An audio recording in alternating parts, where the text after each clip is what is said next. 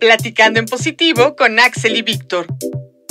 Un espacio para romper estigmas, informar y platicar sobre la experiencia de vivir con VIH. Hola Radio Escuchas, hoy en Platicando en Positivo hablaremos sobre el papel de la sociedad civil en la respuesta al VIH. Hoy seré yo quien les va a dar la bienvenida. Está con nosotros a mi ladito mi gran amigo Axel Bautista. Hola Axel, ¿cómo estás hoy? ¿Cómo te topa la vida? ¿Cómo estás? Pues yo todo bien. Muy contento de estar contigo de nuevo aquí en Platicando en Positivo. Pues después de este fin de semana intenso con tanta conmemoración del 1 de diciembre, que por cierto, ¿sabes por qué se eligió esa fecha para conmemorar el Día Internacional del SIDA? No tengo ni idea, honestamente, no sé por qué. Pues mira, la idea surgió de dos periodistas estadounidenses en 1987, uno de los cuales se llama o era llamado James Bunn, B-U-N-N, quien pensaba que dicha fecha podría maximizar la cobertura que los medios occidentales le dieran al evento, ¿no? Al 1 de diciembre. Sobre todo porque pues era una fecha que sucedía después de las elecciones de Estados Unidos y antes de Navidad. Entonces pues existía todo el tiempo disponible para que todo el mundo le pudiera poner la atención. Después, Jonathan Mann, de quien ya hablamos en el episodio 4 cuando hablamos sobre el estigma social, ¿recuerdas? Quien en ese entonces era el director del Programa Global de SIDA, lo que ahora se le llama como ONU-SIDA, pues aprobó esa fecha y quedó. Entonces, desde 1988 es que tenemos el 1 de diciembre como el día en el que se conmemora el Día Internacional del SIDA. ¡Wow! ¡Qué bien! Muy interesante lo que nos acabas de decir. Y ya con esa introducción que nos das, es importante decir que el 1 de diciembre se sigue conmemorando por el trabajo que hace la sociedad civil en la respuesta a la epidemia. Y quienes han abanderado este trabajo ha sido la población que históricamente hemos sido discriminadas por nuestra sexualidad. Por ejemplo, los gays, las trans, las mujeres, las personas que realizan el trabajo sexual y entre otras poblaciones más. Para abordar este tema, hemos invitado al director ejecutivo del colectivo Sol, Juan Hernández, profesor de idiomas y literatura, es uno de los activistas más destacados del movimiento LGBT, cofundador del Frente Homosexual de Acción Revolucionaria y director del colectivo Sol. Juan, bienvenido al programa, gracias por estar con nosotros, aunque sea vía telefónica. Hoy queremos platicar contigo un poco sobre cómo ha sido la respuesta de las personas homosexuales, lesbianas y trans en la lucha contra el VIH-Sida desde la sociedad civil. Pero antes, ¿cuál es la forma correcta en la que podemos referirnos a estas poblaciones, a estos grupos, como diversidad sexual o como disidencias sexuales? ¿Cómo se le puede nombrar?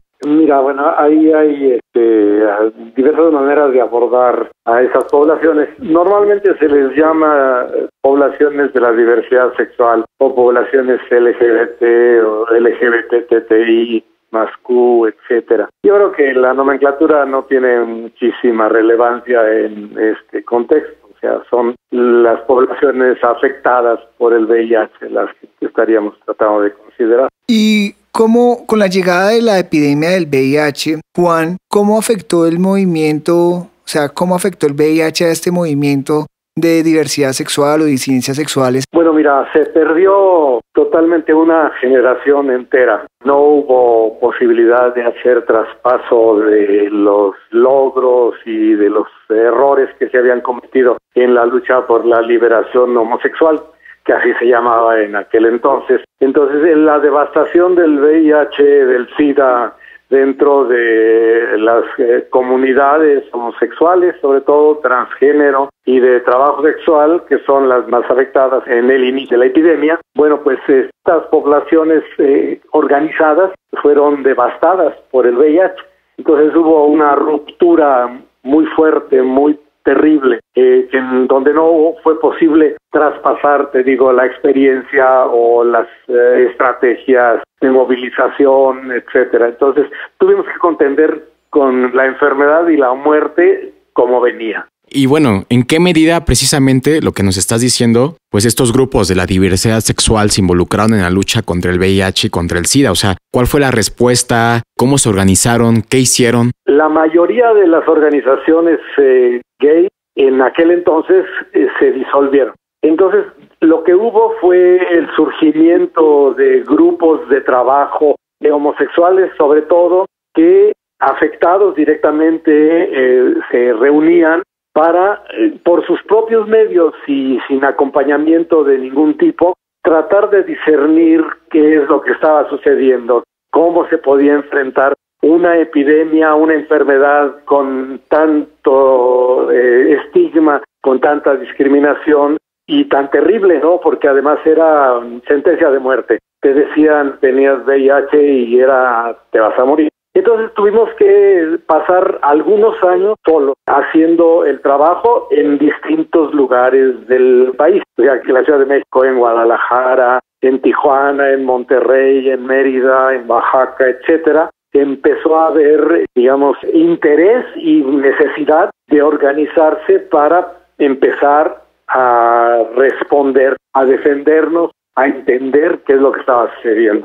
Sí, Juan, mira, en Estados Unidos yo conozco el caso en que la gente por el miedo y pues en su momento pues quien tuviera el virus era pues se podía demostrar o era visible porque la mayoría de personas pues empezaban a tener síntomas, entonces porque ya estaban en etapa SIDA y digamos que de lo que yo he aprendido sobre la historia del VIH a nivel mundial, a esta epidemia la consideraban la epidemia rosa o la triple H, sí, tenían como varios nombres, pero en Estados Unidos, digamos, hay una experiencia muy importante que es que las mismas poblaciones de los sectores LGBT, sobre todo homosexuales y trans, empezaron a generar colectividades para ayudar a esos otros. Y recuerdo mucho, y creo que lo he visto en películas, donde hasta mismas mujeres lesbianas que veían a sus amigos homosexuales enfermos, morir, pues empezaban como a acompañarlos, a brindarles asistencia médica,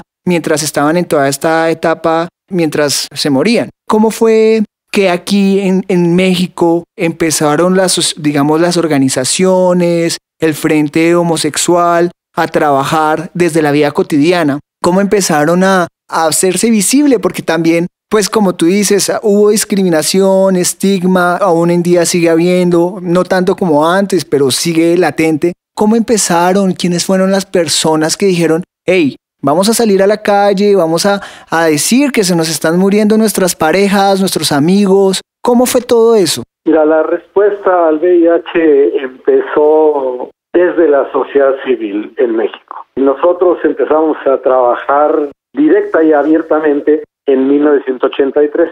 En 1982, en Tijuana, Emilio Velázquez, que ya murió, él fue el pionero, digamos, en México, ¿no? Porque en su cercanía con San Diego le permitía tener más información, le permitía tener algún apoyo de carácter logístico, de algunos pequeños recursos para poder encontrar maneras de enterrar a las personas que habían muerto, ¿no? Entonces lo veías ahí buscando estuches, que así les llaman, ataúdes, en las funerarias de personas que habían muerto y habían sido incineradas, porque nadie quería transportarlos. Incluso tenía él que contratar personas para que fueran a cavar las tumbas. Y tenía una pick-up, entonces en la pick-up llevaba los ataúdes. Una cosa atroz.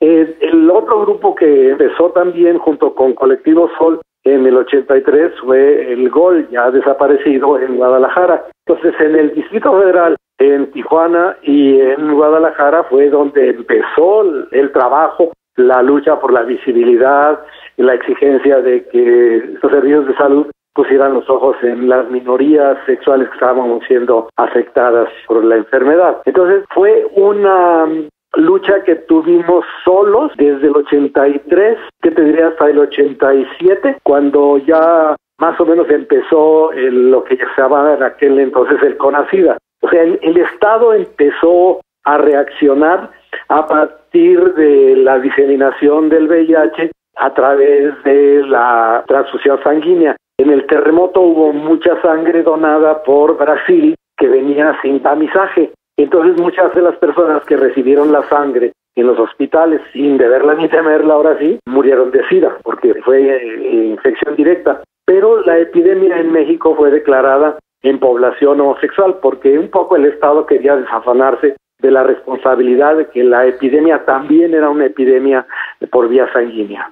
Órale, Juan Jacobo, casi que una película de ciencia ficción es lo que nos estás narrando, pero que sucedió y que pasó aquí en nuestro país, en México. Así es. ¿Cuáles han sido los avances por parte de la sociedad civil en la respuesta al VIH y cuáles son los retos que nos faltan para seguir luchando? Los avances fueron muchísimos porque, logramos posicionar el tema de la salud de las minorías sexuales a partir del VIH y que el Estado pudiera abordarlo de una mejor manera. Incluso hubo muchos años en donde el Estado apoyó financieramente a las organizaciones y hubo un surgimiento extraordinario de personas que se dedicaron a promover la prevención, a acompañar a enfermos, a protestar por la discriminación, etcétera. Entonces hubo muchos logros y el logro más importante, creo, desde el punto de vista de la organización de la sociedad civil, fue la creación de un movimiento pujante, fuerte. Ahora tenemos muchísimos retos porque, pues, por desgracia, con este nuevo gobierno ya no existe posibilidad, no ha existido hasta la fecha, posibilidad de volver a reanimar el movimiento. El movimiento tiene un año muerto, literalmente, porque la mayoría de las organizaciones dependíamos del recurso de SIDA para poder salir a hacer nuestro trabajo. Pero como al PG se le ocurrió que también éramos corruptos y que no podíamos tener fondos del Estado porque según él íbamos a malgastarlos, bueno, pues arrancó de tajo esa posibilidad. Entonces el gran reto es volver a revitalizar al movimiento y hacer que el Estado también tenga esta corresponsabilidad, porque lo que nosotros hacemos el Estado nunca lo va a poder hacer. Definitivamente, Juan Jacobo, para eso están las organizaciones sociales y es para que lleguen a donde el Estado no alcanza a llegar. Pues bueno, Juan Jacobo, se nos ha terminado el tiempo y ya tenemos que cerrar esto. Muchísimas gracias por haber platicado con nosotros un rato. Pues nada, me tengo que despedir. Queridos y queridas radioescuchas, gracias por haber escuchado y por estar pendiente del programa de hoy.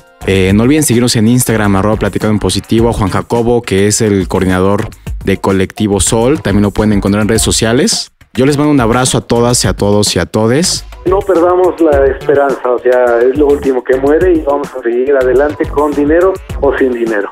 Ok, pues a mí me pueden encontrar como Víctor_Esteban y también no dejen de seguirnos en @ciudadanas660. Si su mercedes se perdieron de algún episodio o están interesados de volver a escuchar, nos pueden encontrar en Spotify y en Apple Podcast. Un fuerte abrazo a todos los que nos escucharon. Gracias, Juan Jacobo. Chao, chao. Chao.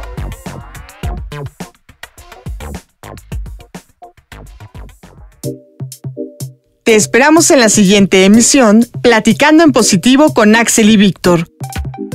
Un espacio para romper estigmas, informar y platicar sobre la experiencia de vivir con VIH.